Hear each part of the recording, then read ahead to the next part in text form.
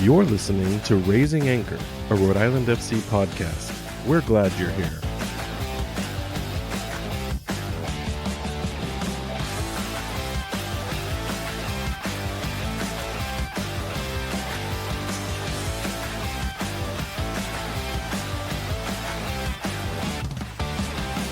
Hello and welcome to Raising Anchor, your podcast and source for all things Rhode Island FC.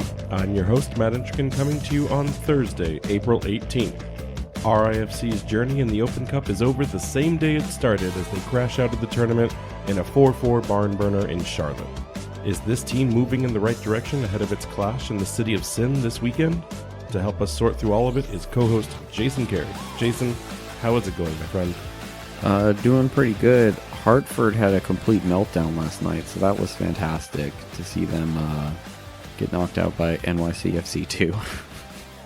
I'm like, is MLS Next Pro even a real league? To me, it kind of sounds like a reality show, right? Like, you know, here are your contestants for MLS's Next Pro or some sort of nonsense. I don't know.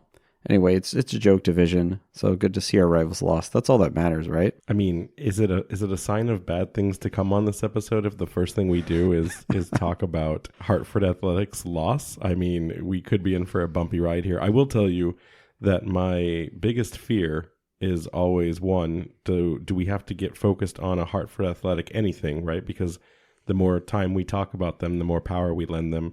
And then the second fear now, at least, and I guess these are both soccer-related fears, is how bad will I screw up doing the PA announcement for the stadium? Because now that is active on my mind. I used to just go and enjoy games at Byrne. Now I'm actively working them and fearful every time I open my mouth, which, you know me better than most, is not something I've ever been afraid of. Yeah, you know, new problems to have, I guess.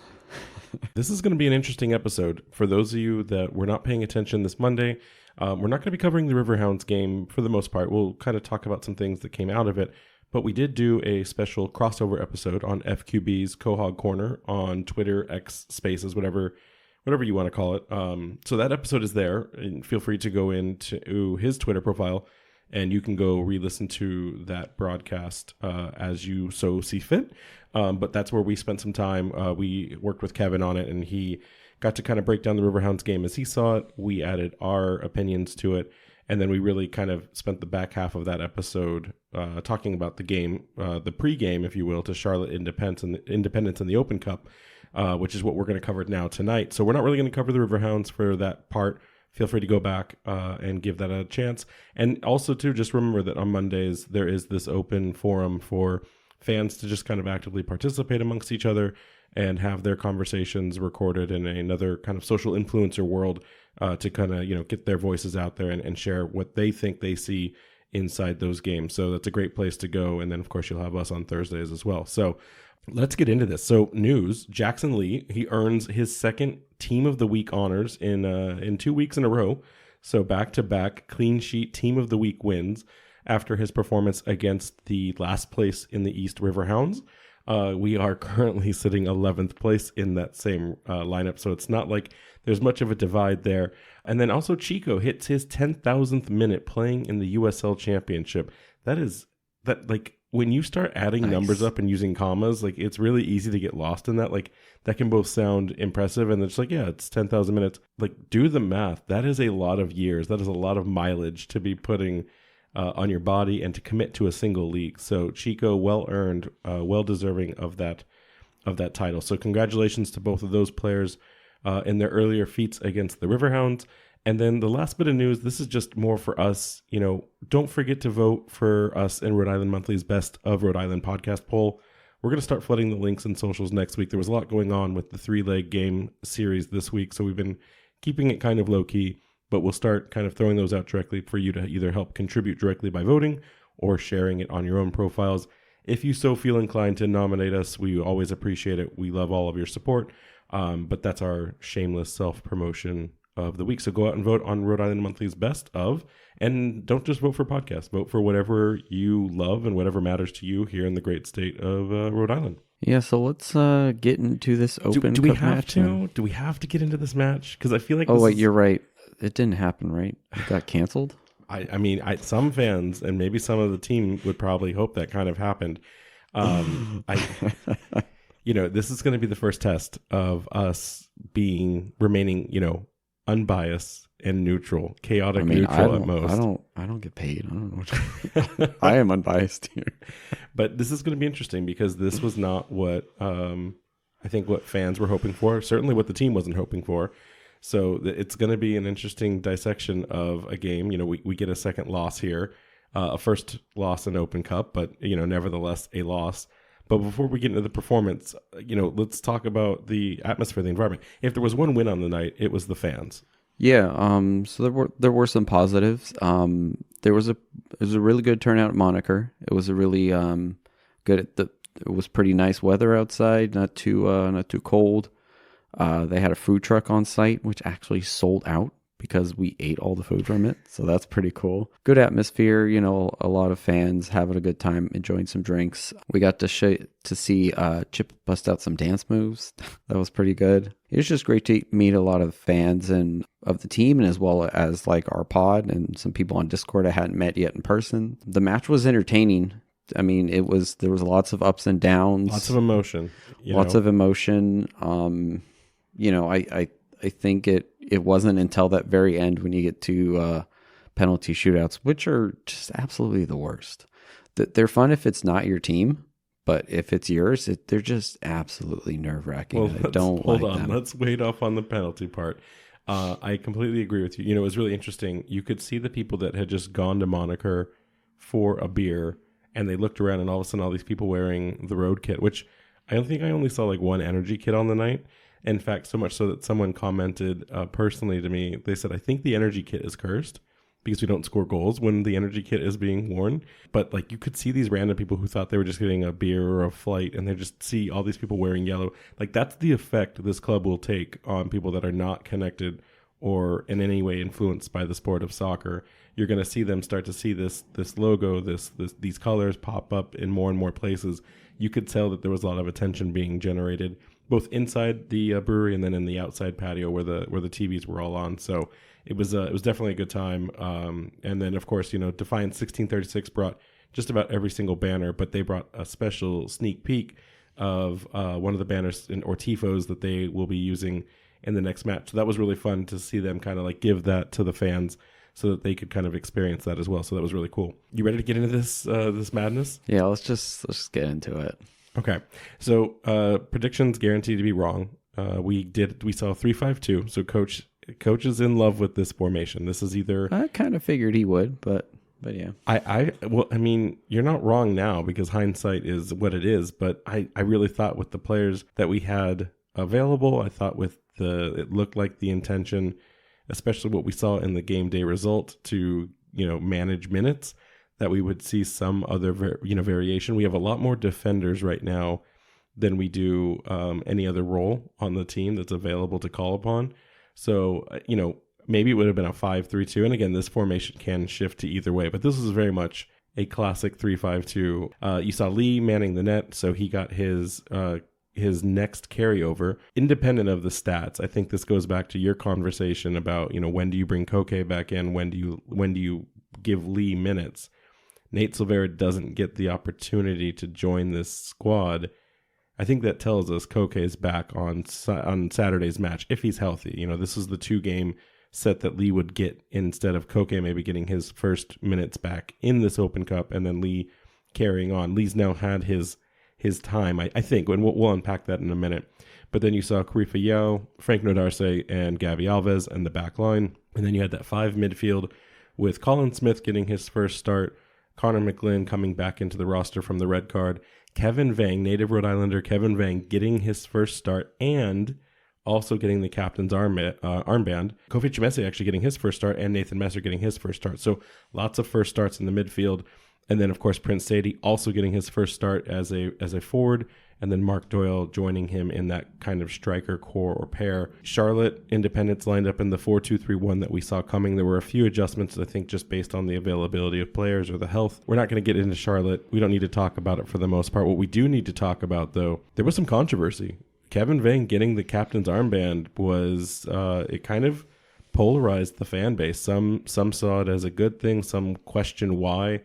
Some others said like McGlynn was on the field, at least in the start. Why didn't he get the armband? What are your thoughts? I don't know enough about the dynamic of this team in terms of who are the leaders. We've seen some of the players, like you said, McGlynn, who has captained the team before. It's possible that maybe Kevin Vang is a very vocal member of the squad. Captaincy also at times is one of those roles that's important, but also at the same time kind of doesn't mean anything sometimes. I think it was probably just a kind of a gesture like, hey, not only is it first start, but you are local native of the club's home. So I think that's just kind of what it was. Ultimately, we'll get into the match. I don't think if, we named someone else a captain, it would have changed the result. I mean, that's the land of what ifs, right? Because you could say suddenly, because actually, I'm not here to challenge that, but there is a moment on the third goal scored against where we could even argue that maybe a more vocal captain could have helped out. Listen, the one thing I would disagree with that, and I'm not saying that Vang was the wrong choice, but your captain has to be that bulldog in the ring that when the ref is out of line or when the players start to get scrappy or out of control, that person can command the attention of their team. They can command the respect of the ref, and they can kind of consolidate or at least work the opponent's side of how they're acting when it comes to fouls and things like that. They're supposed to be that person that can separate and keep level heads on the pitch. I didn't get that vibe that Kevin Vang was up to that task. I'm not saying that he couldn't, and I don't think it actually came up where he was challenged in that way. But you never know what will happen as a match starts to unfold. So that would be the only thing. I do agree with you that sometimes it is one of those things where it's a gesture. It's something where the coach wants to say, hey, like, I have faith in you, or this is a development moment for you. And sometimes it's just token. We don't know. I actually don't care for the matter. I didn't, if I had seen something in his captaincy that would have affected the outcome of this game, I think it'd be a much different subject. But I think it was great that Vang got the captain's armband. I hear the people that are like using this now to like question some of the decisions that Coach Kano made. I'm not quite there yet. I think there are other things on the night that we could say, why did we do this then? I don't think it's the armband. I think ultimately it wouldn't have changed anything if someone else was captain. I don't think it's something to get too hung up on. I think the bigger question is, why didn't McGlynn get it? Like, if you're really going to say, should Kevin have gotten it, you're asking the wrong question. Like, why didn't McGlynn return to his captaincy? I mean, he gave it to Vang. Yeah. I don't know. And those are the things we will never know, right? Yeah. So which is why when we start looking into this, it's like we're turning over rocks that have no value or add to the conversation. I agree. Back to this 3-5-2. The other thing, so if people were kind of up in arms about the captaincy part, the other piece, of course, was the formation and the players that we started on the evening. A lot of conversation, a lot of opinion online about why Kano didn't take this match more seriously and start his, starting 11, and then bring in the backups, pepper them through once we had the results kind of going our way on the night. We're going to unpack this game. There were multiple opportunities where this team was up and leading, and then this team had to come from behind and chase. And some of the roster positions of the people that were on the field were already the starters. So I'm not sure that I buy in that much that this was a lack of Kano not wanting to play his best. Again, this is a situation with the Open Cup. Historically, every coach will try to give minutes to their substitute players so that they can get those stretches of time where they can show what they can do when competition is on the line. That's one of the beauties of Open Cups for more senior teams in the development and roster of soccer pyramids. I don't know that this is a bad thing, but there's this sentiment online that because we don't have a lot of history yet, we're not in a position to be putting our backup squads out there. I don't know that I agree with that. Like, we don't have a pedigree yet, but we have to start somewhere with instilling confidence in the players, and that's all the players on the roster. We also have to be realistic and realize there's a game, in Saturday too. These guys we can't play with, especially with how many injuries the team has. We can't be running these guys into the ground. And Kano chose these guys because he believes in them. Just because they're a starter doesn't mean that they don't have value. I think we've seen some pretty good performances, especially from some of these fringe players who maybe even like might start challenging some of the first team squad. Like, a lot of us have been very impressed with Colin Smith. So for him to get some more minutes, I think is a good thing. And even Nathan Messer as well, too, showed up pretty good on the night and in the previous game as well. These guys need minutes. It's not like he, put a bunch of 12-year-olds out there and said, just have at it, guys. We don't have an academy yet, so that would be difficult to do. Listen, at the end of the day, I think if this game was won, even in penalties, this would not be a conversation. I think that because there is a loss now in the column, it's one of those things that gets dissected, right? Like, where can we find the fault? Where can we find the contributing X factor that led to it? Did Connor take this serious? He said he would. This entire time, he said he would treat it with the fairness that it deserved. He knows what winning the Open Cup means personally, so I don't know that I'm bought in on whether or not he played the right team. But then again, I also don't know if it's about managing minutes. I mean, you're right. We do have injuries that we need to be aware of. But the subs that we have, I mean, they put on 30 minutes. At what point does running 60 at the beginning and then subbing out for the final 30 with a 15-minute halftime break, or running 30? Because again, too, when you think about it, if we really want to play devil's advocate, the people that subbed on in the 65th minute, they played almost a full match anyways, because it was, 100 minutes in regular time with the added injury time and then the extra time. I mean, he wouldn't have known that that was gonna happen. Right. But I mean, it still was an outcome no matter what. So if you could look at it like for the subs that quote unquote got 60 minutes, well, they each got 60 minutes on both sides, or 60 plus, I should say. So listen, we told you on the pregame show on Monday that Charlotte was going to be a team that didn't care if they had the ball. We told you that they were going to play bunkered.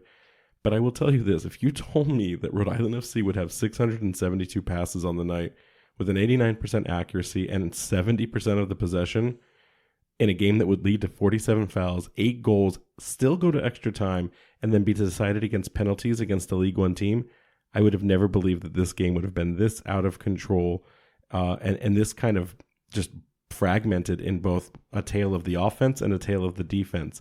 It seems like after 2 scoreless 0-0 draws, we've completely undone ourselves and we've gone. The pendulum is like we are a swinging pendulum. We go out one direction and we score a bunch of goals. We overcorrect and we swing back and we get cagey and super defensive. The pendulum has now swung back.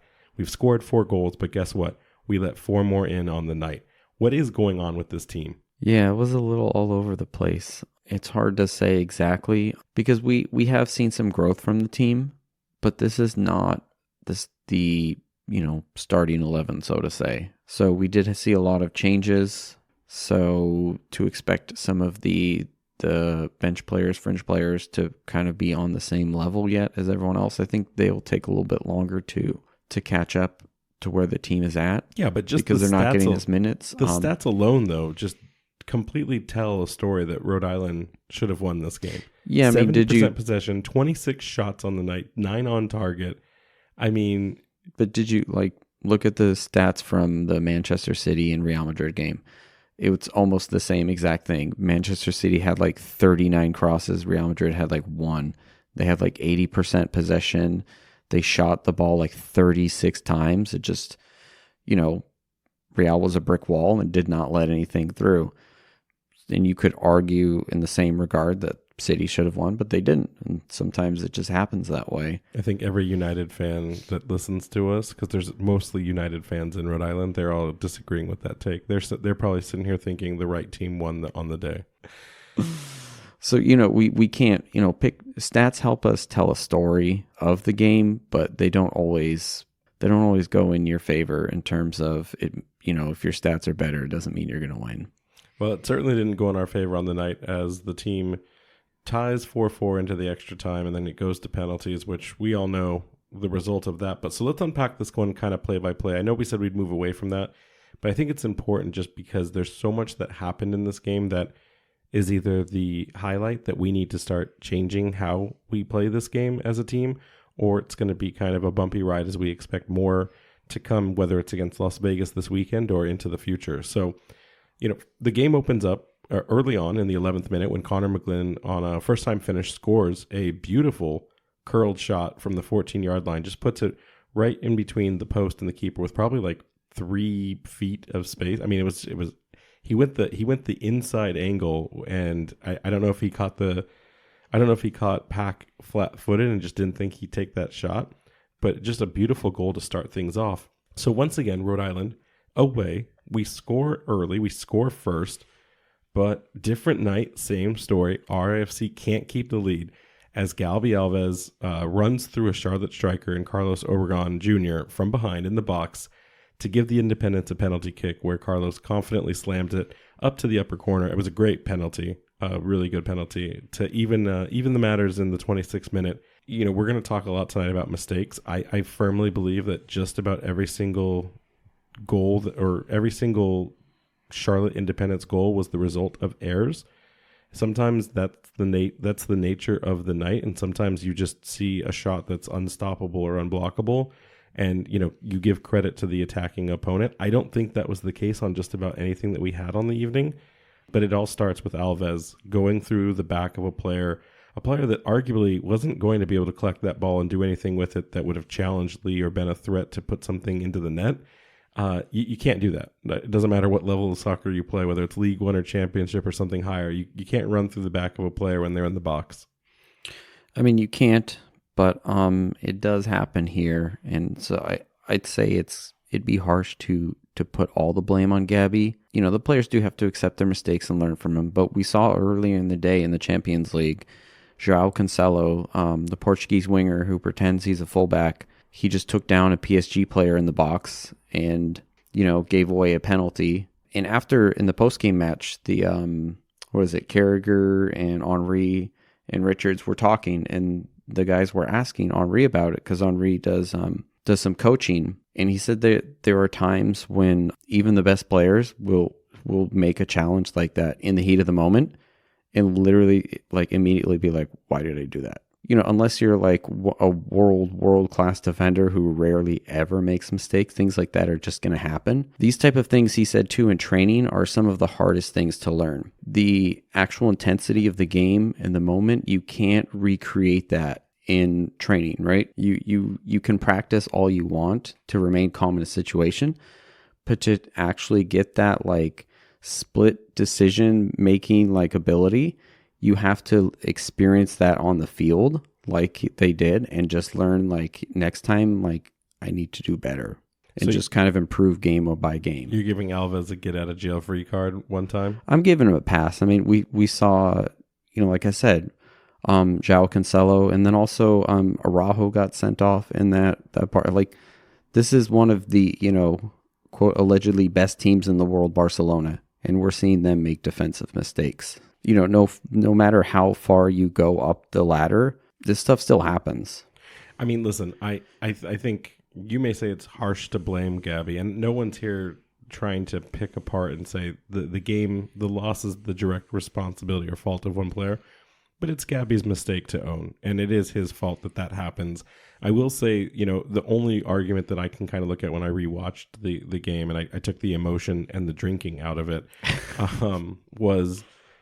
that ball Gabby's chasing because of the high press, and it's a long ball that gets over the heads of them as they track back. It wasn't a situation where they had lost control of the defensive shape, but, Obregon Jr. was definitely faster just because he got a foot ahead of Gabby. So I understood kind of why Gabby did what he thought was right in the moment. I guess my challenge to it is then, if we're not going to blame Gabby outright or directly for that, is this more of the kind of question that we've had about the high press system in a 3-5-2? And I think we're going to see a couple more instances of that being called into action, because from there things go from even to worse when Yao, who's the last man on the line of that 3-5-2, and he's literally on the inside. He's on the wrong side of the half line. He misreads a long ball, and he does this thing where, I mean, I'm a baseball guy first and foremost, where they teach you when a ball goes into the air, the first thing you do is you take a step back to assess where is that ball going. Because if it's going over you, you can at least start your momentum to track back. You never cheat and come in a leg, because if you've done that, you're going to be burned. And that's exactly what Yao does here, where he misreads this aerial that goes over his head. And so he's stepping in to the defenders.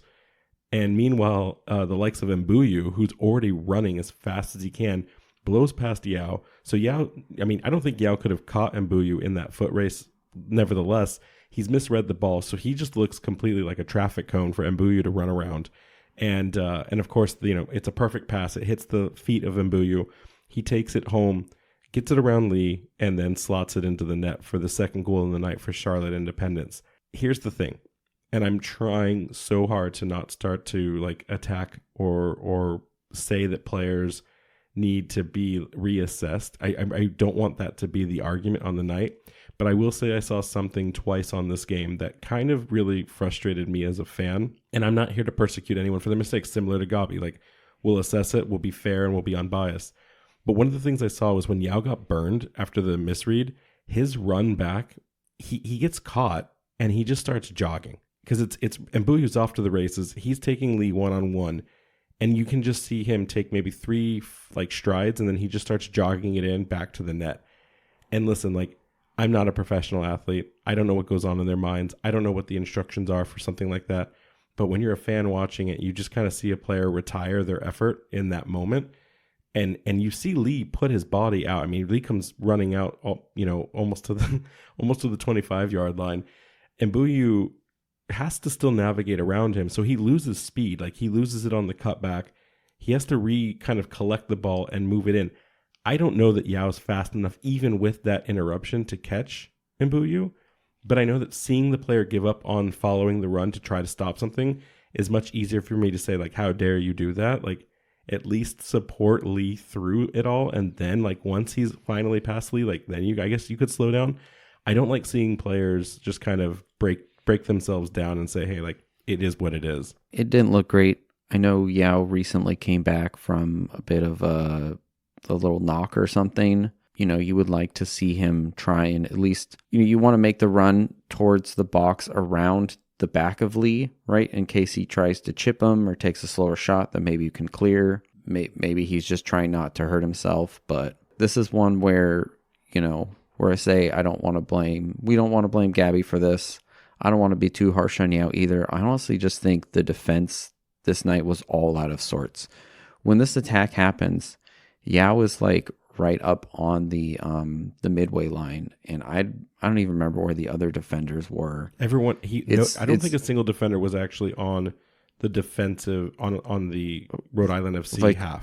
The shape of our back line just everyone was up, like out of sorts. He was the only one back centrally. And generally, because Yao does like to go on adventures, and like there's a lot of time where actually it pays off very well, where he will press up high and make a challenge and win the ball back. But generally when he's doing that, you have Stoneman back like 10, 15 yards behind him to kind of cover for the counter. And we just didn't see that on the night. So there's definitely some organization in the back there that was just not good this night. I mean, but listen, this isn't the first time we've seen some questionable decision making from his side. And normally it kind of, he gets lucky, but it's close. I mean, the Riverhounds game, there was a tackle he made that just, if he had missed it, there would have probably been a really bad injury. He's definitely a bit of a wild card, and I think it generally, like I said, it's usually okay because there's people back to cover it. The problem was he was the furthest one back, and that was just put us in a really bad situation here. So, I mean, again, is this high press 3-5-2 working? I don't know yet. We'll figure this out hopefully before the end of the episode. But I think this is just this night. So you think this is just another set of bad halves, and that this isn't indicative of this formation? I think this is, to a certain extent, I know we're not done reviewing the game, but I think this is them not respecting their opponent to a certain extent. I don't know that this team has anything in its history so far that they could beat their chest. Like if what you're saying is true, then that's a larger systemic issue, that this team's ego is wildly out of check. That I wouldn't. It's not like wildly like, oh, these guys are peons, we can beat them. But also remember, these guys are from other teams. Like, some of our players are brand new, but the club went out and signed a lot of USL veteran, even MLS Next Pro, and so a lot of them are probably aware of this team. They probably underestimated them or thought that, hey, as like this is a very good collection of players, but it is not a good team yet. So I think we as we saw throughout the game, as they would, score and get ahead, and they think, okay, cool, we got this now. And I think that they're, not to spoil some of my further talking points later on, but like, let's just get into it. I think it's a mental thing in terms of like when we talk about why can't they, when they defend and have like a quote unquote defensive masterclass and shut down some of the top teams in the league in a 0-0 draw, and then other games were like scoring for fun, but we're leaking at the back, like it's nothing, is that it's like a switch, and that they're not going back and forth. It's like, oh, okay, cool, we're scoring, we're attacking. But as soon as, you lose the ball, you need to switch into that defensive mode, and you need to get back. You need to communicate with your teams. It's kind of like you have to be always ready and diligent to like move and like win the ball back. And I think that there's just, like you said, too many times it looks like they're maybe jogging back and thinking that someone else is going to pick it up. And these things just, that's not how, the defense happens. But then when we are playing defensive, you saw like our wingbacks were getting back, but we didn't see that as much this game.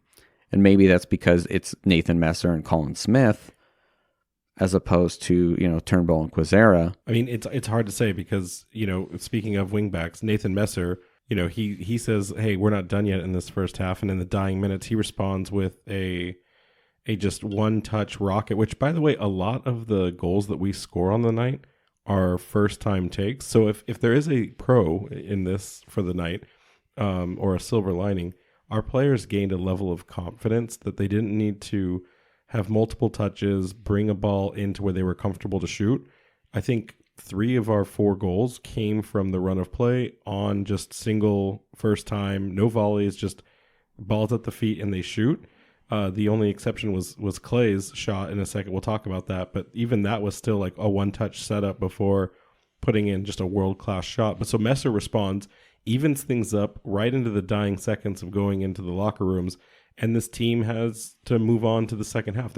This team showed, for all of the errors that we just talked about and all the downsides of this team shows that they've got fight in them and that they're willing to battle back. I don't hate what I saw in the first half, but that only comes at the idea that in that locker room, in that adjustment in coming into the second half, that this team was going to stop doing what they had done in the first half, at least defensively, and that didn't seem like it was kind of the order on the night. Did you see anything else in the first half that told you a different story? No, I mean, we at the half it was tied 2-2. I felt that there was still a lot to play for. There's a lot of time in the game, and like you said, we've seen the fight in the team. They go down and they respond, so that's good. It's just that how do you respond and get ahead and then stay ahead? That's what we haven't seen from this team yet. So foreshadowing, second half, Clay Holstead subs in for Connor McLinn. So this has to be a minutes managed kind of thing. And then less than 5 minutes into the half, waits a perfect pass to Doyle. Doyle collects it, tries to make a shot on himself. He loses the ball, and there's this defensive clearance. The ball falls to Holstead's feet at the 20-yard line, and he collects it and just sends one into the upper corner. This goal, even the broadcast for the Open Cup said that this may be the goal of the tournament, just based on the way it was weighted, the way it was curved. You can't put that. That's an unblockable shot unless you know that it's going there and you've already stood there and you're hanging up on the top bar to grab that. We've been waiting to see Holstead. First of all, we've been waiting to see him in the middle again, which was a great thing to see him return and swap for Connor McLinn. And then we've been waiting to see him score that exact goal after he had spent so many times kind of trying to range that and find it in the New Mexico United game. I know he's been excellent just about anywhere that coaches asked him to play on this pitch, but this has to be evidence that he needs to be cemented into that midfield moving forward, right? Yeah, a real quick thing for those of you who didn't listen to our preview for this game. I know this goal we're talking about is pretty much an unblockable one, but also the fact that we put 4 past basically the best goalkeeper in USL League One. I mean, that's impressive. But yeah, I want to see Holstad in the middle more often. I probably think Coach does too. it's just with the rotation, and we just kind of need everyone to stay healthy and not be red carded so that he can play there. Well, so let me challenge, is it health or not? Because you technically, in a 3-5-2 next week, if you wanted to see the likes of Yao, or you could drop Messer or Smith back, you could start the game in Vegas where Holstead does not need to play in that back line. However, Holstead playing in that back line has 2 clean sheets in the season. That's not something the likes of Yao, Stoneman, Messer, or Smith can say that they've earned in their entirety. They may have contributed to it in parts as substitutions, but only Nodarse, Alves, and Holstead can make that claim at this point. What's more important to you going into Vegas, scoring goals and trying to get the win, or making sure that you keep your defense online and intact, especially away? No, you can't have both, because Holstead can't play both, right? So if you're coach, what do you do here? Because I don't know that I have any. I think you have to keep him in the back line if you're trying to protect the point. I think that's fair. I mean, if you're forcing me to answer this scenario, I would say, keep him in the back, and then maybe, the last 15, 20 minutes, try and push him to mid and see if you can get a winner in this theoretical kind of, question. 100. I mean, the answer is you have to find a good defensive alternate so that Holstead can get unlocked and go into the midfield. But until that happens, so maybe the likes of Smith or Messer can step into that role. I would love to see them get the chance. I think we need to get a win under our belt first. They're a little too offensive, though. I mean, I'm not saying that they couldn't. They seem a lot more like wingbacks to me. Whereas Gabby is like a fullback, but he can, play in the back 3 as a center back. I see Messer and Smith too much as like, if we played a back 4, I bet they could play in that, but I don't know if the back 3 would work for them. So in the 67th minute, we saw the additional substitutions of Jose Quazera for Messer, Joe Brito for Tumesi, Stephen Turnbull for Smith, and this is the A team now coming in, right? We're up. It is 3-2.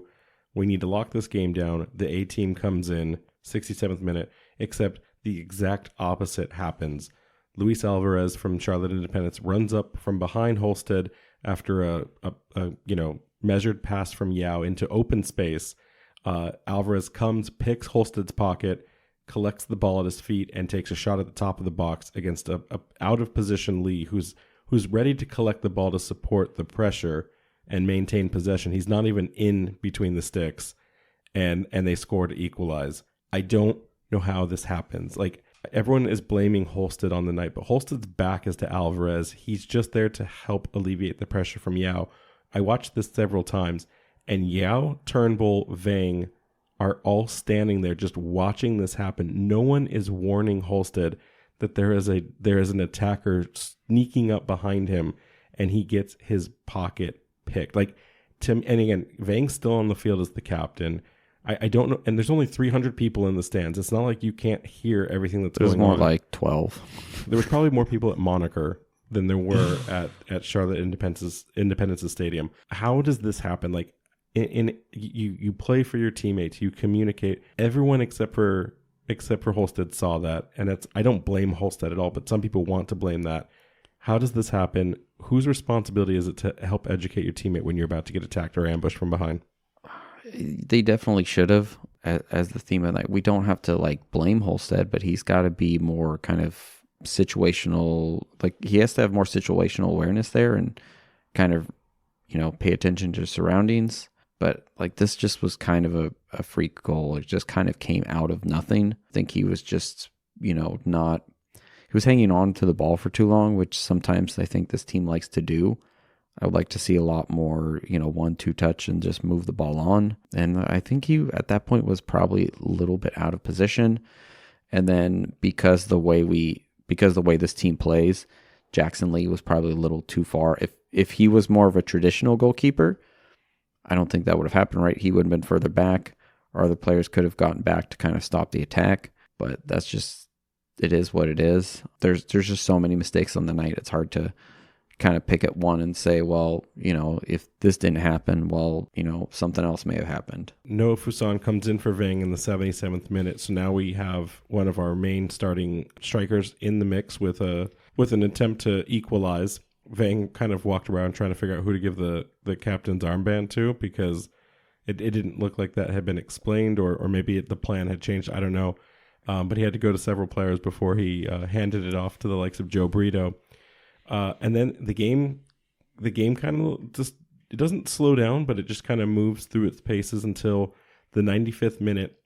So we're now into extra time. So in the 95th minute is actually what, the 115th minute, because there was 10 minutes or so of injury time. So we get to the 100th minute before the game resets into extra time at the 90th. And then in the 95th minute, and I don't know how to explain this. I encourage everyone to go back and watch. If you watch the highlights, you won't see it. You have to watch the full replay. But there's a situation where the referee is holding the ball and the players are spreading out in their formations on both sides. Like they both think it's going to be their kick. Rhode Island FC sends all of their players forward, at least in the midfield and up. And then Charlotte kind of does the same thing. The ref drops the ball, and you can kind of see a panic in Rhode Island FC that they don't understand that the ball is actually for Charlotte. And you see them respond just kind of caught unaware. Charlotte tries to capitalize on it. There's a deflection. It takes it back to the midline. But Rhode Island never gets their feet back under them. Charlotte re-engages the attack. They re-engage their press moving forward. And once again, it's Oberon Jr. who runs straight down the middle. And I don't want to pick on players, but Yao, it just seems like he must be gassed at this point. I mean, it is 115 plus minutes at this point. But Yao is kind of just like jogging behind Obregon Jr. And Alves is the only one keeping him contained, but the ball's coming in from the right side, so he has to shut down that attacking lane. So he starts to veer out wide to make sure that can't cut in. Obregon Jr. is now just completely wide open. Yao is 3 to 5 steps behind him. The ball finds him right at his feet. He tries to put one past Lee. Lee makes a diving save to push the ball back out, but unfortunately he just redirects it right back to the same feet of the man who just attacked him. And Obregon Jr. just slots the second effort past Lee and takes the lead 4-3 in the 95th minute. I don't know what to say. Again, this game is now past norm, like anything that they've played so far in terms of length. But I don't know how Charlotte Independence gets them in the run of play and takes advantage of it. Is this mental fatigue? Is this physical fatigue? Is this something else? Like, we saw long balls get taken advantage of on the night. Now we're seeing them just deconstruct our defense. What's going on? It's mental fatigue, it's physical fatigue, it's, when you're chopping and changing all the different players throughout the system, throughout the lineup, they're still learning the roles in the squad, and it's just, it's just a bit chaos. But I think five games in, they've now played together for 4 months. That's not enough time to learn your role. But the problem is we keep moving players into different positions. So it's not like you're just learning your one role and you get to play that role over and over again until you master it. You're also playing this role and that role and this one. And, we saw a heavily rotated team in this match. So it's not a bunch of people who have a lot of minutes under their belt. I guess, but again, at this point, this is our starters coming in, supporting the line. We've got most of our starters now in. Like, I don't, have we picked such a complicated formation that these players are taking too long to adapt to? Like, again, I don't want to take away from coach's mindset. He's the person that's making these decisions. He's the competent one. I'm just a commentator at it. But like, if your team is struggling to understand the order of the day, do you give that more time in practice and then go with something more suitable to the strengths and the opportunities that your players can demonstrate? Like, is this 3-5-2 being forced on our players, and it's something that they don't, like, they're just not comfortable doing it? Like, I don't know. And I'm going to continue to ask the question until we see the results on the pitch, because if I can't say it's the formation and the tactic and the expectation of what they need to do for the day, then it comes down to the physical talent. And I don't want to ever get into this conversation that these players aren't good enough. I think all of them have demonstrated that they deserve to be on this team and that they have the ability to do what is asked of them. So if it's not gelling and it's not their actual individual talent, then it has to come down to tactics or formation. So I don't know which it is yet, and I'm going to continue to ask that. We asked listeners on Monday how they would describe the team, and there weren't a lot of positives in that space. I don't know. I don't know how much longer we go. I mean, you subscribe to the 10-game theory, and I think that's fair. We'll get into that in a minute. But like, you can't keep seeing errors. Like, it's okay if we get scored on in a beautiful way, in a poetic way. But this team, every time we've been scored on lately, it's like one of those things. And it's not like we're playing 4D chess when we deconstruct how they could have done it differently. It's just mental errors or physical errors. Like, we shouldn't be giving up goals to a League One team like that. We'll get there. And if not, what's the reassess. Titanic meme? It's been 81 years. So anyways, coach responds by subbing in Chico for Yao, which in the 98th minute, which was hilarious, by the way, because I don't think the people at Monaco really understood what was going on. Coach tried to sub Chico in the extra time of the second half and stoppage time.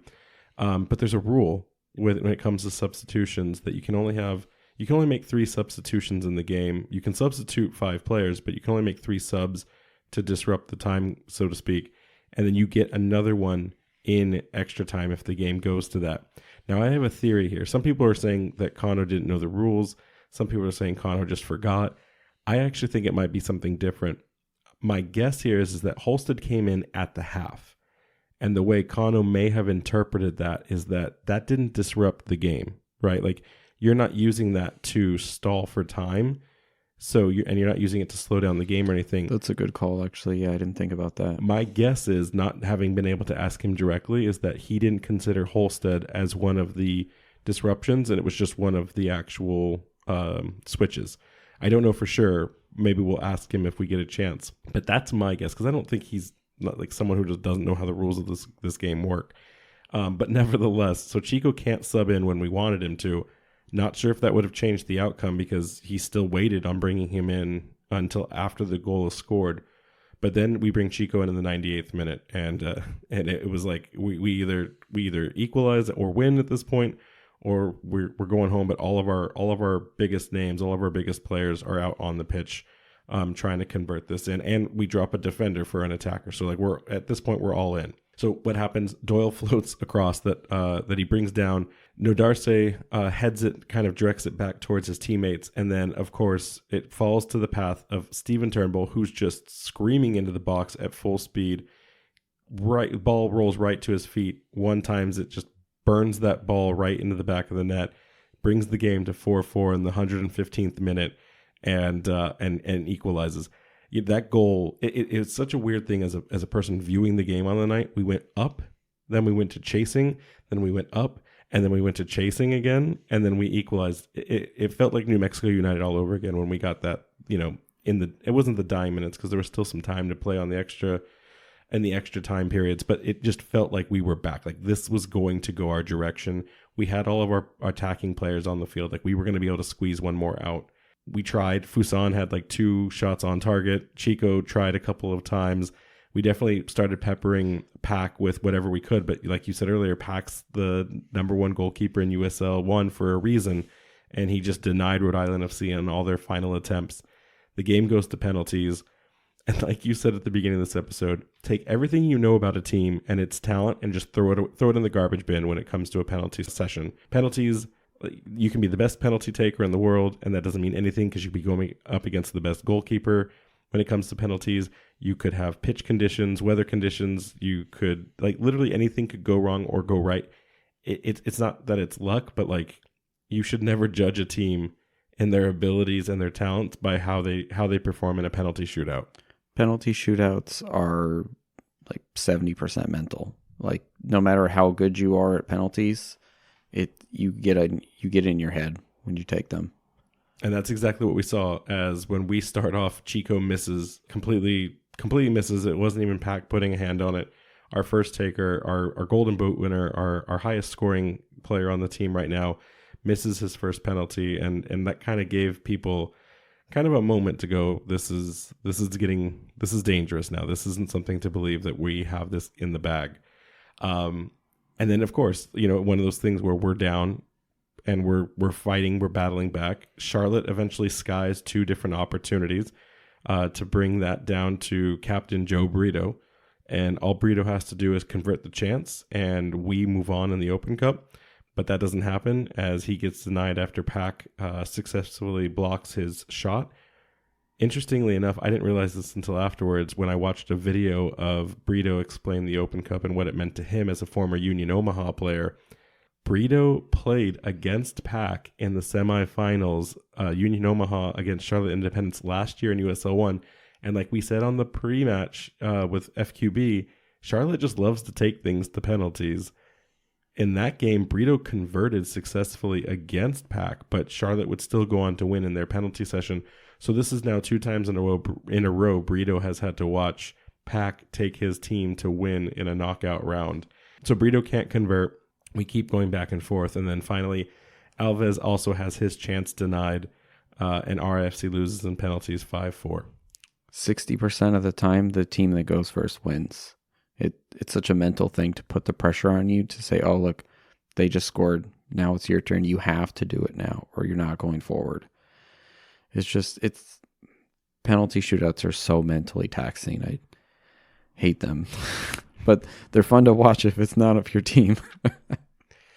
So, I mean, what are you taking away from this? I mean, we've spent a lot of time talking about this. I feel like it's negative. I don't know. Where do you want to go with this? I don't want to pin this loss on anyone. I think it was a mental thing. You know, like when we were talking to Jackson Lee after winning the man of the match previously, you know, he said it's a team effort. It's everyone out there on the field. So it's not when he gets a clean sheet, it's not just him, it's the defenders in front of him. And in the same way here, you know, the team, they win, draw, and lose together. There's, you know, countless mistakes on the field. Maybe if we put out a full strength squad, you know, from the start, you know, maybe we only make 1 or 2 mistakes and we clean it up. But, you know, when you have these midweek games, you need to rotate these guys. Can't run them into the ground. We have these players on the bench. They need to see minutes. It's fair for them. We saw mixed results here. Like, we scored 4 goals. Like, that was impressive, but we also let 4 in. This team seems to still be trying to find that balance between, you know, parking the bus or just being a all-out attack machine that, you know, just leaks goals in the back at the same time. Which one's more important to you at this point? We've seen the defensive masterclass. I don't think we've seen the goal fest that works in our favor. Is it more pursuing more attack, or is it focusing on the defense and then just trying to get like a 1-0 victory under our banner? You need both to win the game, right? So, you know, I think right now the attack is probably more important. We've seen that we can defend. So I think it's, you get them into attack mode and you need to like slowly pull them back to find that kind of medium where they defend. Because the reality is, like, soccer nuts like us can appreciate those defensive 0-0 draws, but this is a new team that needs to kind of win over the fan base, and they need to, you know, put some goals in the back of the net to generate some excitement to get people to want to show up to these games. I mean, and to your point, whether you loved the result or hated it, and let's get honest, every person listening hated that result, it was still an exciting game. Oh yeah, that you know, 4-4, until the very end when I was like depressed, that night was a blast. Like, it was a lot of fun. Yeah, and if Brito's kick had gone a different direction, literally, we would have all been celebrating and raining down accolades with some cautious reserve on our defensive side. But that's the brilliance of knockout competition, right? Like, that's what it does. And listen, you know, I know that we're still not there. We still don't have a win. We do now have a 4-4 draw. We need the 3-3, though. We skipped over that. But having said that, is this game an indication of positive team performance, or is this an outlier based on the facts that there were several unique things, that it was a knockout game, that we, like you said earlier, we may have kind of disrespected the level of competition? You know, I know you're set on the 10-game sample size. What does this game tell you as we marshal towards that 10 game where, like, what do we do if things are working out or are not working out? I still think this team needs some more time. And I actually ended up doing some homework on it because I was feeling kind of bummed after it. And I was thinking, like, are we being too hard on them for like what are the expectations? So I kind of I did a little research to see how other teams have fared when they've entered the league. So as somebody... By the way, only you, when you're down, would go into data analytics, by the way. Most people like develop an addiction problem or they escape into a world. You go and say, how can I prove or disprove my feelings right now through data? So I looked at a lot of the teams and how they've fared when joining the USL in their first season. There are a few teams I've looked at that do have some previous history who are established teams, but the majority of them were all teams who were essentially brand new and brought into the league. And so I compared it for their first 5 games. So Rhode Island, out of their first 5 games, we have 4 points, 4 draws and 1 loss. You have a team like Las Vegas Lights in their first season got 8 points from 5 games. Indy 11 got 10, but they were a team before. So, it's interesting from a data standpoint, but maybe not exactly the bar to set. Phoenix Rising got 7 points, New Mexico 6, Colorado 6, Detroit City FC 5, El Paso 5, Oakland 5. Charleston, I know they were a team before, but they only, in their first season in USL Championship, they only got 4 points. North Carolina, when they first came into USL, because I know they did relegate and then come back, this year, but they only got 4 points in their first season. So are you saying since we have 4 points, we're going to self-relegate next season? No. But, so there are some teams who have done worse. So if we go down to the basement here, we have Monterey Bay only collected 3 points from their first 5 games. Miami FC got 2, and our, beloved brothers to the west, Hartford Athletic, got 0 points from their first 5 games. They were actually have like the worst entry record. They lost their first 9 games. Well, sorry, I should say they were winless. They lost 8. They drew their 9th. They lost again. So they didn't get their first win until their 11th game. So it could be worse. So I know that there's a mission statement within the club ethos that they will never compare themselves to Hartford Athletic. So we have to make sure that kind of stat never becomes a reality. And listen, that's a lot of L's. Like, that was out of 11 games, that was 9 losses. Like, I agree with you. I didn't list them on here because it was when I realized, like, oh yeah, they don't count either. But Pittsburgh almost had the same record as Hartford in their first season in the USL. They lost like 8 or 9 games and didn't win one till like 11. I don't think that this is any canary in the coal mine. I don't think this is anything dangerous. We have 4 points. We have tied 4 times, and the teams that we're tying against, they are all serious contenders with the exception of the Riverhounds. And then the other team that to be fair to the Riverhounds too, like they were like number 1 this year. Right. And with a mostly same team, like they maybe just had needed some time to get online. I don't think that this is a panic at all. I think that this is just like cup set hangover. Nobody wants to get knocked out in your first one. We're old too now. Hangovers take a few days to get over. Nobody wants to see us go out as the first championship team in USL. Nobody wants to see that in a club's first years. We're trying to highlight, we're trying to build the fandom. I get it. This is not like everyone just needs to breathe. Okay, let's talk about this in 10 games, and we'll see if that's where we're still at, or if we finally see what those unlocks are and what coach needs to tweak and adjust in his players, his formation, the mentality, whatever that looks like. Let's give coach a fair amount of time. And for all of the sentiment and some of the listener questions, it's going to get depressing when we get to the mailbag tonight, but let's just make sure we calm it down. So, comparisons or not, RIFC is still looking for their first win in club history. Can this 11th place Eastern team get it done this weekend against Las Vegas Lights, who currently sit in 5th in the West? I don't know. This team sits currently bolstered after winning their own Open Cup match against Spokane Velocity earlier this week, which, by the way, Vegas played their starting 11.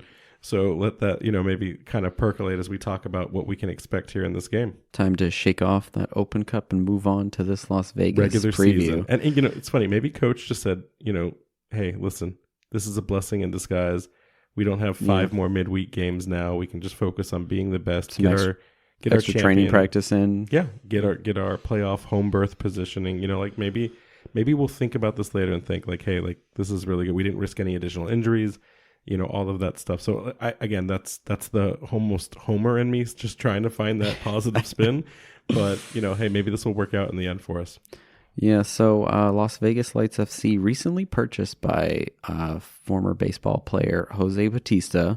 The team wasn't seeing much investment or interest. There's not a lot of advertising going on there, so I will be curious to see if he's going to try and push them to be maybe a power in the West or even the league. As I had mentioned previously, their first year in the league, they got 3 points from the first 5 games.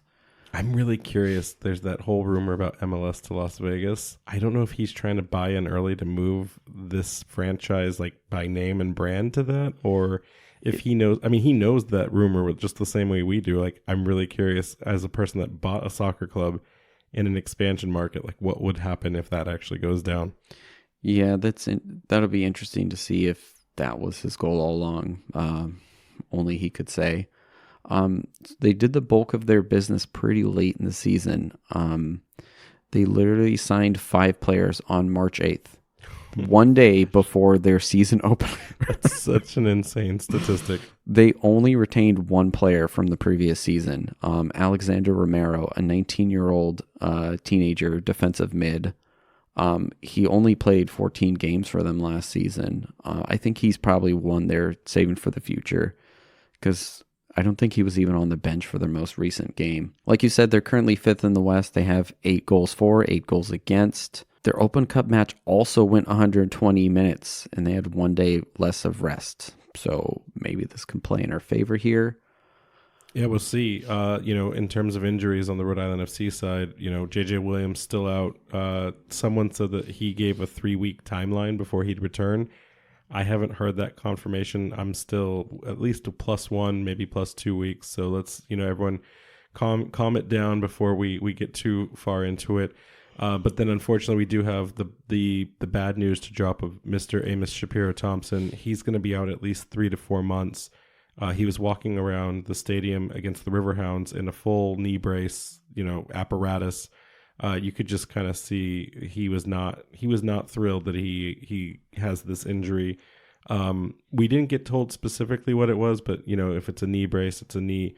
We're assuming it's an ACL related or MCL related issue. Amos does have a history of injuries to his knee, specifically on that leg. So this could be a similar problem, just kind of re-popping up, or it could be something worse. We don't know yet, but coach has him timeline to at least 3 to 4 months. So you hate to see that happen to someone who signed with the club. Yeah, he was like the 3rd person. He was like kind of the poster child. He was one of the first ones. He was there at the fashion show, and and his family was great. His family came out. They were all just talking about how hard he's worked to get this opportunity. So we wish him nothing but a successful and healthy recovery, and can't wait to see him get out there.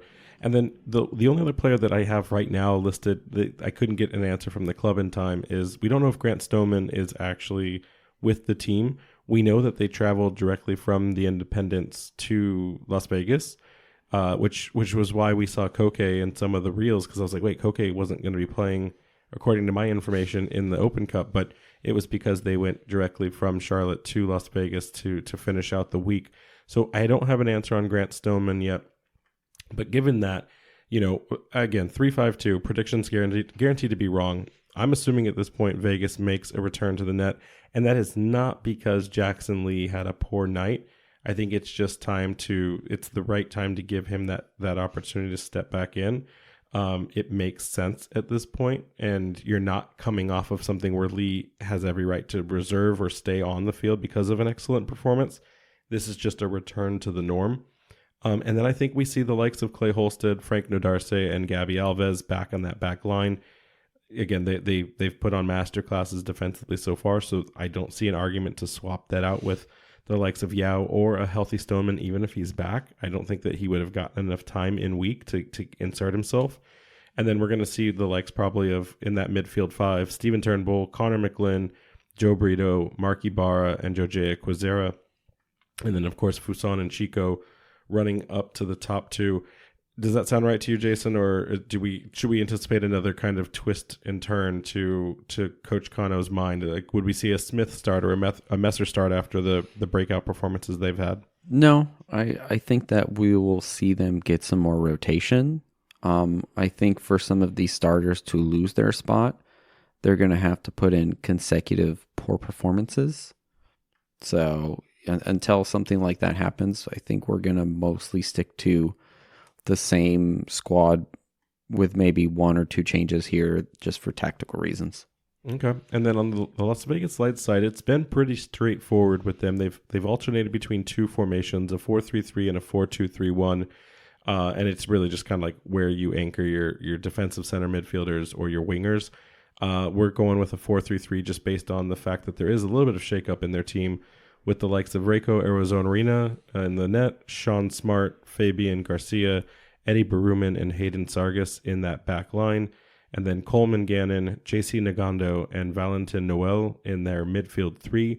And then you've got 2022 Golden Boot winner Solomon Asante kind of holding down the right wing, Ricky Alba in the center, and Gaosu Samaki, he'll be holding down that left wing. Listen, this is not the 2023 Basement Dweller Las Vegas Lights. They have made significant upgrades. This is a team that is moving in the right direction, literally up the table, and just in how they are managed as a soccer organization. The Las Vegas Lights are a team that is second in clean sheets in the league right now. They know how to play the low block. They love kind of that risk of relying a little too heavily on their keeper to clean up, however. So while their block is impressive, it's not completely impossible to score on this team. So anticipate that the opportunities will come there. This is also a team that loves to kind of intercept balls that are trying to be pushed through that final third in the low block and punish the opposing team on a counter. They have a lot of speed on the wings, and with the likes of Solomonte and Ricky Alba, they're not afraid to move the ball forward and take shots. What'll be interesting is that this is a team that loves to get the ball on those interceptions or through the chance creation of their midfield, but they struggle to finish those chances. I thought that was one of the most interesting stats, that they have the highest failure rate on converted chances, which means like they're making them, but they just can't kind of put them away. You know, did you watch any of this team before going into the week? Not as much as some of the other teams, but I did check out some footage of them. You know, we'll get into that here in the players to watch. I watched quite a bit of Coleman Gannon. He was pretty impressive. Just quick dumb thing here. So they have a player on their team, Charlie Adam, and I just immediately thought of Charlie Adams and didn't realize that they're not the same person. I was like, why do they have that like Scottish dude? Isn't he like 40 years old? He is, and he's retired. It's not the Blackpool, Liverpool, Rangers guy. It's just some other dude who just, they dropped the S, and he is English too. Well, not, you know, they're not the same thing, but wow, he is. You just incited an international fight right he there. He is from, you know, the English Premier League, I should say. He's not the same ethnicity. Good save. So on our players to watch, I've got JC Nagando. He's a French center midfielder. He's been the workhorse orchestrating a majority of the chance creations for the Las Vegas Lights. And that's not just central passing. He can get it out to the wings. He's got the final third, most accurate long passes, most accurate passing. Like, this is a guy that loves to take touches inside the opposition half and try to unlock combinations and put players where they need to be. I honestly think that if the Las Vegas Lights had a little bit more talent or opportunity, or even maybe just luck in their striker core, they'd probably convert a few more of these goals that we would be seeing right now. But JC Nagando is the maestro that's conducting all of that right now. And back to the guy I mentioned there, Coleman Gannon. He primarily plays the right wing, but he can also play left. He's also seen some in the in that like 10 spot cam spot right behind the striker. Another Columbus Crew 2 graduate, great work ethic, loves to press the opposition and make it difficult for them to play through the lines. He, I think, will be one we'll have to watch out for. So what does Rhode Island FC have to get right in this game to finally get that first win? I think it's important that they learn the right lessons from some of the recent matches. So we've seen defensive lockdown masterclasses, parking the bus. So like they've seen that this team can defend very well, be very structured. And then we've also seen chaotic goal fests, or even back to some of our earlier games where we're scoring goals, creating lots of chances, but the back is not solid. So there has to be a way for the team to kind of find the middle ground for this, so to say, and then maybe lean a little bit more towards that attacking spectrum. Mistakes are going to happen. We don't need this team to be perfect and make zero errors, but we just need to continue to see the fight from them. I think they're still learning it. It's mental. As you say, they need to be on all the time. They need to be, like you mentioned in one of the mistakes, communicate to your team, make sure that they're shifting from defense into attack properly and not getting caught on counters and just kind of jogging back thinking someone else will take care of it. They need to continue to show that fight and, prove to us and to themselves like that the team that we know that they can be. With the talent they have, they should be a contender in the East for the playoffs, like at bare minimum. Yeah, no, I'm not giving up on this team yet, and I hope they don't give up on themselves. In fact, if anything, this seems like a rallying cry. This is a perfect opportunity to surmise that these players that play for the Amber and Blue, that they have that winning mentality, never say die. We've seen it, right? Like they've fought back and equalized in several games, and they've never really let the game end without them putting everything into it. So this will be an interesting test where now they're coming off of a loss that did matter but didn't matter.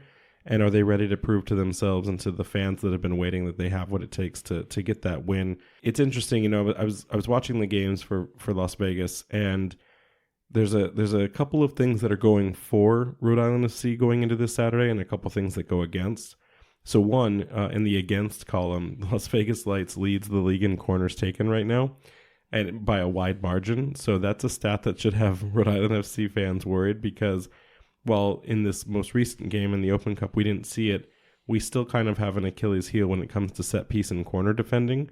So if they're leading the league in those opportunities, it's just something that we need to make sure that they stay aware of, and that hopefully Kano is practicing in the week so that we can be prepared for it. And then, what's going for the club is one of their best players and defensive center backs, Emra Clementa, is on a red card suspension this week. So Rhode Island FC needs to figure out a way to take advantage of that disruption and, combine to score a goal or two or four.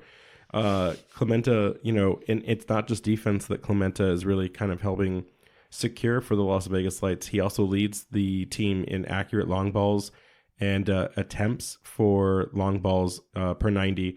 So, when we look at especially the most recent game where we kind of kept getting, I wouldn't say beat, but we kept misjudging those long balls that would go over the top and would catch us in our high press, that weapon may be getting taken off the board this week for Las Vegas Lights, which, if we're not changing and we're still doing the 3-5-2 with the high press, that could kind of help continue to support the efforts and getting those goals, and then keeping our heads out of trouble when it comes to letting goals against. And then the last piece is, I never want to punch on a team that's doing better than us, but I'm not sure that this Las Vegas Lights team is the real deal. I wouldn't even say that they've really been tested, with the exception of the San Antonio FC game. They've been beating up on teams that are on the wrong half of the table, and most of the time those sessions are like 1-0, victories. That being said, Rhode Island FC is a team that's sitting on the wrong side of the table, so I don't know if that hurts or helps the narrative, but I don't know that this team is truly, if we were to say we don't belong in 11th, I would maybe say that Las Vegas Lights don't belong in 5th. So this could be a good sizing between the two clubs as they meet up here at Cashman Field in Las Vegas. So let's get into predictions, and then let's get to the mailbag and get out of here. FOTMob actually has this game right now pretty even. 43% of fans believe that Vegas will win.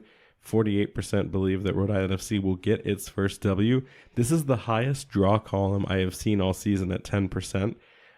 So what do you got? Well, actually, no, I have to go first because I'm still, after 5 games, I'm still somehow ahead with only one accurate call on the season. I'm going 1-1 draw. I'm gonna be crazy here and believe we're gonna respond and get a 2-1 win. I hope you're right. I want you to equalize with me in the rankings and get this one right and get that 2-1.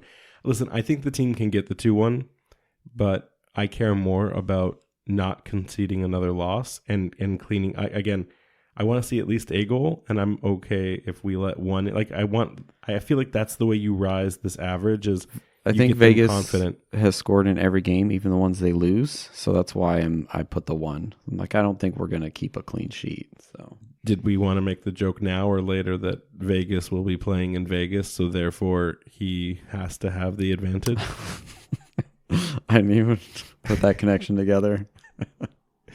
It's a rare opportunity. I hope admin for Rhode Island FC does something fun with that. You're welcome, and make sure you maybe you get a reel of him just like shooting some craps and like looking all dapper, and then move on to the game. I don't know, but oh no, there's the sign. You go to the fabulous Las Vegas sign, and if they win, you have Vegas just like point to his kit from behind and just dominate it.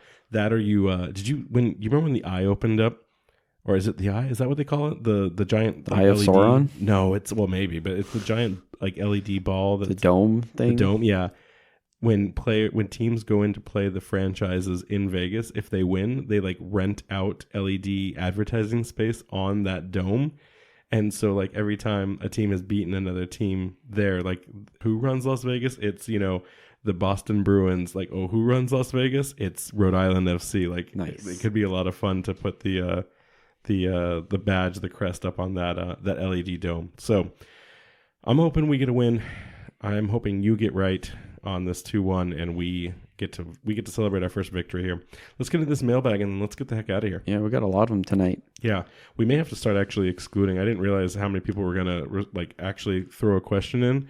So in the future, I may just have to say, you're not guaranteed to get into this. Shadow Wolf writes in, is Jackson Lee to blame at Charlotte? He conceded a goal by being outplaced and late to come back, and another he let a first shot spill in front of him instead of the sides. What do you think, Jason? A lot of mistakes in this team on the night. We can't just pick one player and say it's their fault. I don't think it's fair. Evan R. wants to know, why does our backline suck so badly at the worst possible times? Does coach know how to count subs?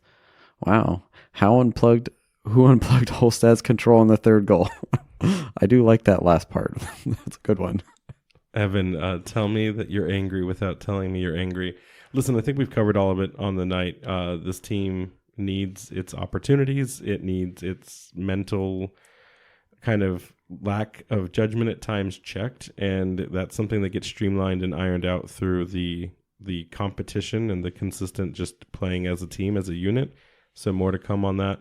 I think we covered the coach. I think I have a good answer on why that happened, but I could be wrong. And then as for unplugging Holstad's control, I mean, that's a hilarious line, but at the end of the day, I actually don't blame Holstad as much as everyone else seems to want to. I know that he's in charge of the ball at his feet, but at the same time, you got to have people communicating that you're about to get, just completely destroyed from a player coming from your backside, just take that ball away from you. So if that's not happening, it's really hard to just put it all on Holstad. So Nicholas writes in, great to meet you at Moniker. Is Yao too slow to play on a 3-man back line? Should he be a center back in a 4-man line? I think it's all about positioning. And like I'd mentioned too, making sure that when we have our 3, when we're shifting, that the other 2 are either sitting back or at least one of them is. So I think it's just, some bad positioning on the night. And should he be, I would like to see a 4-3-3 at this point. I'm kind of starting to give up on that. 3-5-2 is what we're doing. And maybe next year we'll do 4-3-3. I don't know. I got to go back in. I said this on a comment a while back, but there was someone who had been watching Yao in his time in the Canadian Premier League, or whatever they call the Canadian Soccer League, and someone had made this exact same comment that Yao either on the wing or in a less than 4-man line is suspect because he doesn't have the ability to cover the territory required of that line. I'm gonna go find that comment, Nicholas, and I'll add it into at least a comment on like our social media, or maybe just in the Discord, because it was a really interesting comment that they said, like, if he's in a 4-back line, he's solid, but there's a little bit more of a high risk scenario that builds out when he's in a 3-back line. So I'll go find that and add that too. But that's a really good observation. It's easy to say right now because we lost that, like, you want to pin it on him, and I've been pretty critical of Yao tonight myself. I just whatever the issue is, I want to see it corrected. John P. here wants to know, not saying he's on the hot seat, but are you beginning to question some of the coaching decisions between the inconsistent offense-defense and not being able to keep track of subs in the Open Cup? It's been a little concerning. And we got some smart fans about this whole sub situation. Listen, I have no business questioning Coach when it comes to his decisions. I'm not a professional in any way, shape, or form. That being said, I've also been a proponent of, like, I do subscribe to the theory that if it's not working, change something. And maybe that's the thing that we're going to have to see in the back half of this 10-game survey is if he sticks to his guns about the 3-5-2 and it does not produce what we need it to produce, he either needs to be flexible and work in a different strategy or style that suits the players that he's personally picked to join this squad. You know, you can't have your cake and eat it too, right? Like, you chose the players. You clearly wanted this, or were at least theorizing that this was a formation you would intend to use. If you can't get the players to match that, then you have to be the one that changes. So if we're at game 10 and God forbid we don't have the right kind of score line or the right kind of stats in the win, draw, and loss columns that we want to see, then I think, you know, he has to be real with himself and say, hey, like, I need to be the one that helps change the direction of this club. I can't ask it with the 11 guys that I keep bringing onto the field that aren't doing what I need them to do. And so that's what it is. But do I question it? Not at all. Like, it's too early. There's a lot of faith. There's a lot of investment in this guy. You know, you do not want to not be behind your coach this early in any season, let alone our inaugural season.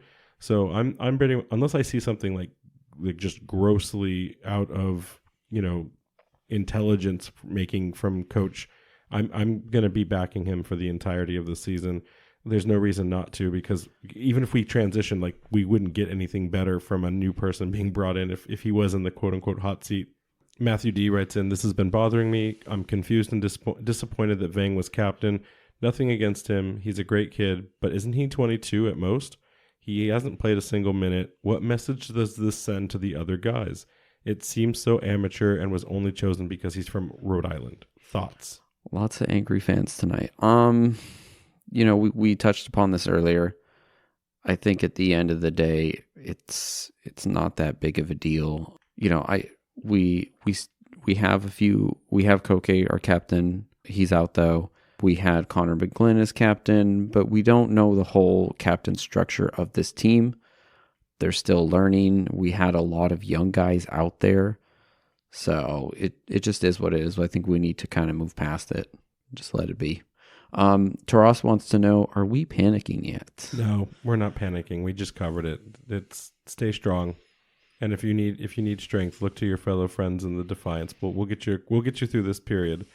And then just perfect, like, again, just piling on, Andrew H. writes in, why does this team make me sad? Is this what we signed up for? This is soccer, baby. Prepare for the rest of your life of ups and downs. It's fantastic. Just like Matt said, you know, rely on your brothers and enjoy the good and bad times together. Andrew, I can just tell you right now that if you're already sad, just be ready for a world where ProRail comes into this environment, and then whatever you're feeling now, just dial it to an 11 because it's going to get real. The great thing about that is the highs get higher too. Tim here wants to know, now that you've interviewed Brett Johnson, what interviews are you doing next? I mean, that's a great question. Right now, we're not doing any interviews, just trying to enjoy the opening of the season. We do want to eventually bring some players into the fold and get their perspective, either their life stories or just kind of how they're feeling about the season. We're definitely trying to. We've actually had conversation with Koke and making sure that he's comfortable doing an English podcast, and he seems like he's on board. So we haven't gotten that cleared from the club yet. But yeah, tell us who you want us to interview. Like we did those because those were the names that were harder to access. If you want more of those individuals, let us know and we'll set that up with the club. If there's someone who you feel we haven't connected with yet, or it's been a while, let us know about that too. I do want Tommy Quinlan from New England Soccer Weekly on at one point. He does the play-by-play now for Rhode Island FC. He's very much intertwined with New England soccer, maybe more to the Revs side of things, but I think he'd be a good personality to bring in for a conversation at some point. But in terms of RIFC specific, the only one that we obviously need to get is Chip. I don't know how we'll interview him, but we got to get Chip in for an opportunity. That'll have to be an audio one, or maybe sorry, video one. Well, yeah. Can you learn sign language, and we teach him sign language, and then we just do a visual format? I know most of the letters, but that's the slow way to do it. Andrew Q writes in, if RFC won on PKs, would you have still counted that as our first official win? So, I don't know if you guys know this or not, but when you win on PKs, it goes down as a draw, but it's just one team advances. So when it comes to stats, they don't count it the other team losing either. So this, I know we're talking about as this is a loss because we are knocked out of a tournament, but at the same time, it's not officially regarded as a loss when it comes to stats. So when I did the intro for this and I said it was a loss and you didn't stop me, and now an hour and like 30 minutes ago, we got knocked out of competition. So it's a technicality thing. If we won on penalties like that, I think it would still be good morale booster for the team. I don't think they could legitimately count it as a win because it didn't happen in regulation time though. And let's see, Mike M wants to know, should we storm the field when we get our first win? I'm really hoping Mike's just teasing and joking. One, may I remind you as the PA announcer that fans that enter the field of play will be removed and potentially arrested to the full extent of the law. So don't make me make that call on the end of the night. And second, I think you're joking, but like you wouldn't want to do it for the first win. Yeah, you do it when you're the champions. That's when you win like your first league title. Irvin writes in, which player deserves the next painting from the Barra Brava? Oh, that's a good one. I wish I kind of had longer to think about this one. Just Chip again, right? Yeah. Although I will say, by the way, they should make one for Chip. In terms of player, I think we'll need some more time. I think there are certain players that people, the fans and Defiance are warming to, but I think it's a little too early for a player. Like if Chico ends the season with like 25 goals, I mean, like he'll already at that point he'll be a legend, right? They want to do one in like the next few weeks. They don't want to wait till the end of the season. Chip. I was gonna say Chip's the safe answer. Yeah, just do Chip, and Jackson Lee's mustache is number 2, and then Clay Holsted. Just his mustache. Just his mustache, or maybe like a character where he's really tiny and his mustache just takes over the rest of it. Anyways, I had a tifo idea. They won't be able to get this done in time for Phoenix, so next time we have Phoenix at home, you have to have that meme of Brett Johnson, or it's the meme where like you're holding the one child and the other child like drowning. You have to hold it where Brett Johnson's holding Rhode Island FC up. You could even add Ipswich Town and like holding Ipswich Town. Rhode Island FC is just treading water like nice and easy, and then Phoenix Rising is just drowning in the bottom of the pool. Like you could do any variant you see fit, but would be great. Yeah, just make this meme too and just spread it on social media. Last one here, let's wrap it up. FQB wants to know, what will it take for this team to hold a lead? A wing and a prayer. I don't know. I think we kind of touched upon some of this throughout this pod. I think it's balance between the two sides of the team we've seen. I really want to see them go. If it's a 3-5-2 and it gets them a goal, switch it to a 5-3-2. Just like see what happens if you absorb pressure because again, we don't know this team's identity. We know it's a high press team that uses some sort of version of a 3-5-2. That doesn't necessarily mean that you're not a counter-attacking team, that you're not an in-transition team, that you're not a possession team. I just don't think anybody knows what this team is yet besides a high press. So I don't know if coach gives the team the agency to do this, but as the game, like maybe this is something too, like the captain on the field needs to kind of take over, or the players need to communicate better to each other. When you are in the ascendancy, when games have ebbs and flows to them. When it's going in your favor, those wingbacks need to push up and they need to become wingers. When you are, resisting a siege, they need to kind of come back and hang out for a while and make sure that everything is okay and don't immediately go back into attack and vice versa, right? So as you are, being sieged on, make sure that, weather the storm, defend, absorb the pressure, start to play the ball forward, get yourself back onto the front foot, and then you push in and you suffocate them and try and score. And then just same thing.